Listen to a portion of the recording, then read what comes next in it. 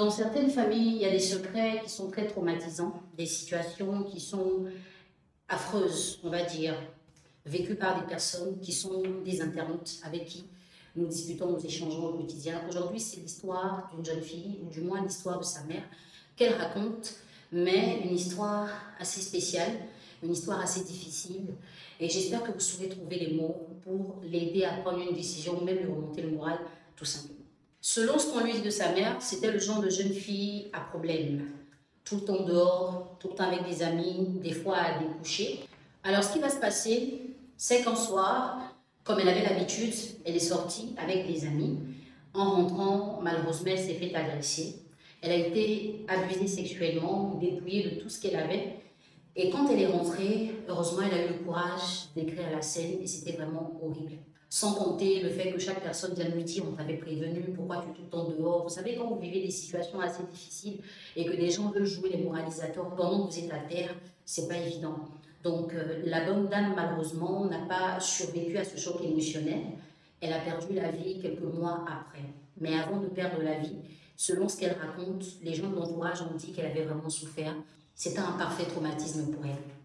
Alors, quand sa mère perd la vie, elle est recueillie par l'oncle chez qui sa mère vivait. En vrai, elle habitait chez son grand-père avec sa mère. Donc, quand sa mère a perdu la vie à la suite de cette agression physique et sexuelle, son oncle, enfin son grand-père, la recueille et elle grandit avec lui. Cette année, en 2022, le grand-père a été gravement malade. Lui aussi, il a perdu la vie. Après les obsèques et la période de veuvage, il faut donc ranger les affaires. Pendant qu'elle est en train d'aider sa tante à ranger les affaires de son défunt grand-père,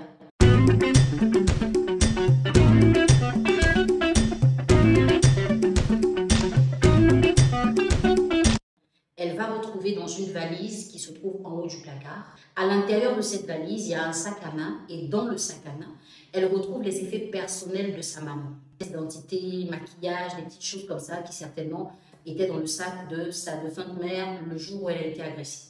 Elle va prendre son courage, attendre que des jours passent et demander à la femme de son défunt grand-père de lui reparler de l'agression de sa maman.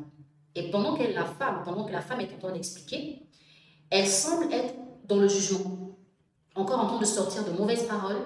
Hein.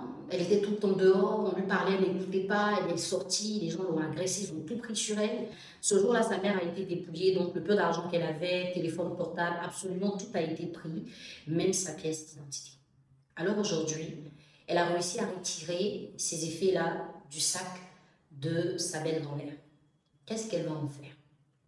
Est-ce qu'elle a suffisamment d'arguments pour porter plainte à cette dame qui, selon elle, aurait commandité l'agression de sa maman? Sinon, pourquoi est-ce que des gens agressent sa mère et les effets personnels de sa mère se retrouvent avec sa belle-grand-mère? Le problème, c'est que son grand-père est déjà décédé.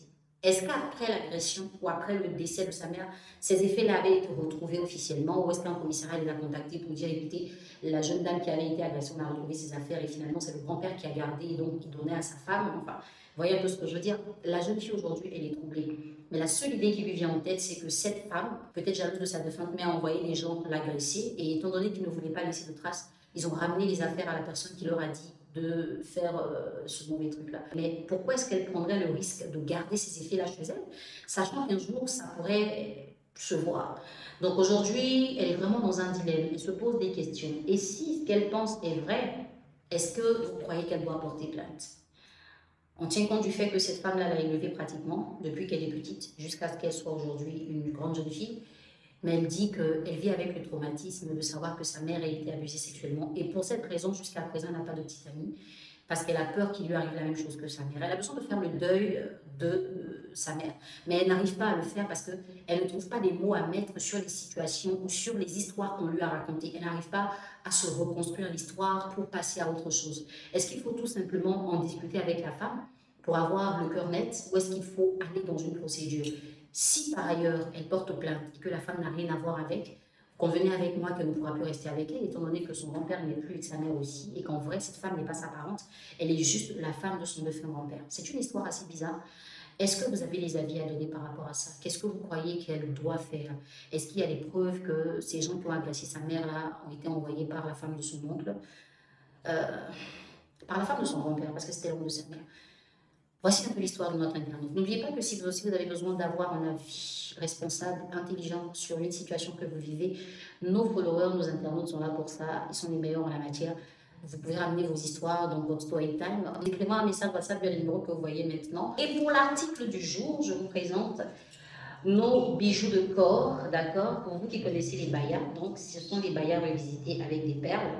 Je ne peux pas le porter, d'accord? Mais vous allez le voir en image. Disponible chez notre partenaire Sensual Box. Vous pourrez l'avoir en appelant le numéro que vous voyez dans la description.